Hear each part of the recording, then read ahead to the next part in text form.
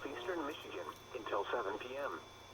At 6:21 p.m., a severe thunderstorm capable of producing a tornado was located near Ortonville, or near Holly, moving east at 20 miles per hour.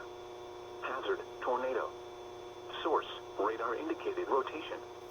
Impact, flying debris will be dangerous to those caught without shelter. Mobile homes will be damaged or destroyed. Damage to roofs, windows, and vehicles will occur. Tree damage is likely.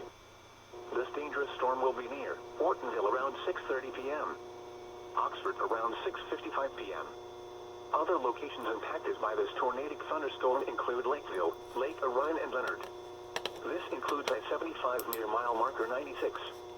Repeating, a tornado warning has been issued until 7 p.m. for the following county: Oakland, Michigan.